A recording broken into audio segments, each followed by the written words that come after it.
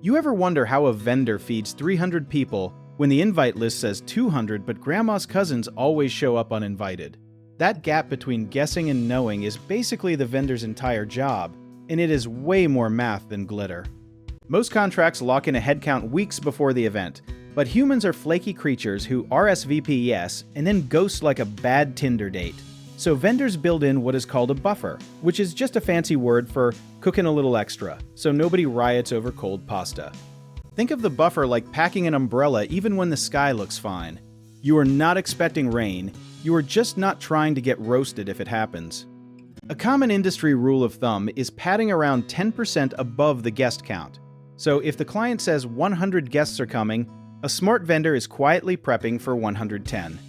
But here's the twist nobody tells you. Overpadding is its own disaster. Extra food costs real money, and unsold trays do not magically turn into rent payments. This is where first-come strategies waltz in, looking like the hero of the story. Instead of guessing every single dish for every single guest, vendors design menus where popular items get replenished first and pricier items get portioned tighter. Picture a taco bar.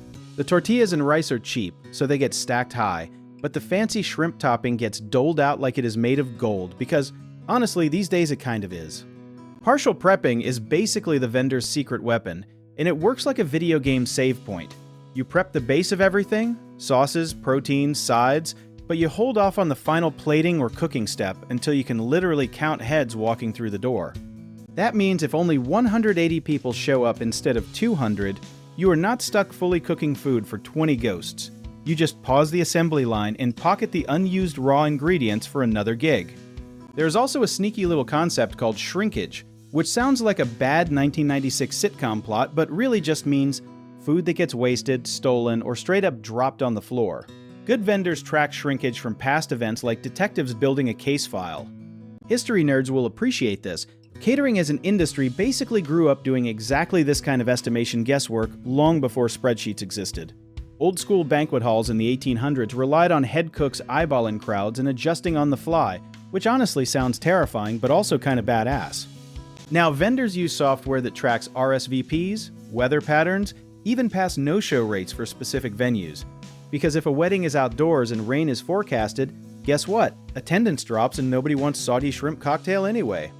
Here is the myth you need to smash right now. More food does not equal better service. A stressed vendor drowning in unused chicken skewers is not impressing anyone. They are just setting money on fire in a chafing dish. The real skill is not cooking a mountain of food. It is reading human behavior, building smart buffers, and staying flexible enough to pivot mid-event without anyone noticing the scramble.